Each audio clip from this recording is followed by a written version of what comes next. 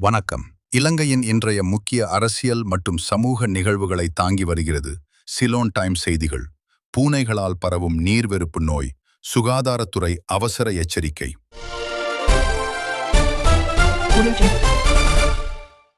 நாட்டில் பூனைகள் மூலம் நீர்வெறுப்பு நோய் பரவும் வீதம் கணிசமாக அதிகரித்துள்ளதாக சுகாதார பிரிவினர் எச்சரிக்கை விடுத்துள்ளனர்.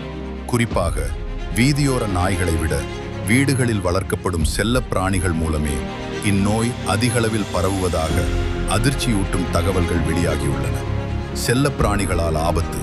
கடந்த வருடம் பதிவான நீர்வெறுப்பு நோயாளிகளில் பெரும்பாலானோர் வீதியோர கட்டாக்காலி நாய்களால் அன்றி வீடுகளில் செல்ல பிராணிகளாக வளர்க்கப்படும் நாய்கள் மற்றும் பூனைகள் கடித்ததாலேயே பாதிக்கப்பட்டுள்ளனர். தற்போதைய நிலவரப்படி பூனைகளிடையே நீர்வெறுப்பு நோய் பரவல் அதிகரித்துள்ளது. குறிப்பாக கொழும்பு மற்றும் கம்பஹா மாவட்டங்களில் பூனை கடி சம்பவங்கள் அதிகளவில் பதிவாகியுள்ளன. பூனையின் கடி மட்டுமன்றி அதன் கீறலும் கடித்ததற்கு சமமான பாதிப்பை ஏற்படுத்தக்கூடியது என வைத்தியர்கள் எச்சரிக்கின்றனர்.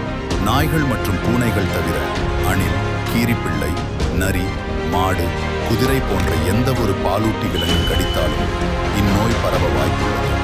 சுகாதார அமைச்சின் தொற்று நோயியல் பிரிவின் விசேட வைத்திய நிபுணர் அத்துல லியனபத்ரன இது குறித்து தெரிவிக்கையில், நீர்வெறுப்பு நோய் என்பது 100% மரணத்தை ஏற்படுத்தக்கூடிய ஒரு கொடிய நோயாகும். உலகளாவிய ரீதியில் இந்நோயிலிருந்து உயிர் பிழைத்தவர்கள் மிகச்சிலர். விலங்குகளின் மூளை மாதிரிகளை பரிசோதிக்கும் போது பூனைகளிடையே இந்நோய் அதிகரித்துள்ளமை உறுதி செய்யப்பட்டுள்ளது.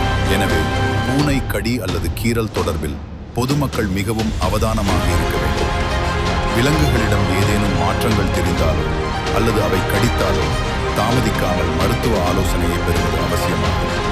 எனவே உங்கள் செல்ல பிராணிகளுக்கு தவறாமல் தடுப்பூசிகளை ஏற்றுவதோடு விலங்குகள் கடித்தால் உடனடியாக அருகிலுள்ள அரச வைத்தியசாலைக்கு சென்று உரிய சிகிச்சைகளை பெற்றுக்கொள்ளுமாறு சுகாதாரத்துறை கேட்டுக்கொண்டுள்ளது. செய்திகள் இத்துடன் நிறைவடைகின்றன. உடனுக்குடன் செய்திகளை தெரிந்து கொள்ள சிலோன் டைம்ஸ் செய்திகளுடன் இணைந்திருங்கள்.